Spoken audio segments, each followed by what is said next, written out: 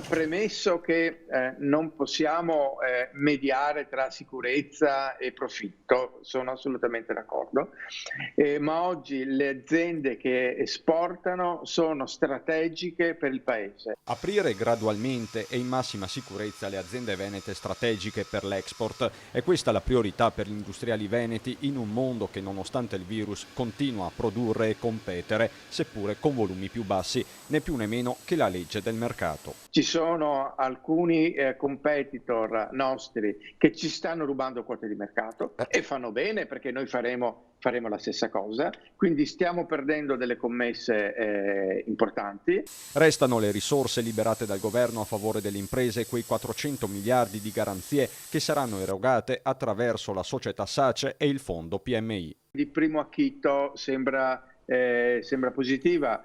Il problema poi sono due, se posso. Uno è la velocità. Hanno fatto qualche settimana fa il provvedimento dei 600 euro delle partite IVA, ma penso che oggi nessuno abbia visto un euro di quei 600 promessi. E secondo, che bisogna riaprire, ce ne facciamo poco della liquidità se poi le aziende non possono aprire. Promosso invece l'allargamento della cosiddetta Golden Power, che permette al governo di evitare che gli asset strategici del paese finiscano all'estero, compreso l'agroalimentare cruciale in Veneto. Sulle grandi aziende strategiche poi sembra che il governo stia alzando un muro in modo da non permettere che settori importanti siano scalati. Questo è molto importante. Possibile anche il fenomeno contrario, il reshoring, con il ritorno dall'Asia di alcune produzioni un tempo delocalizzate all'insegna della riduzione delle filiere di approvvigionamento. Se anche noi come sistema impresa riusciamo a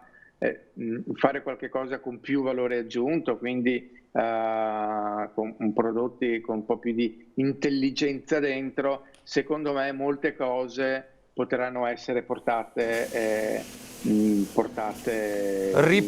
qui.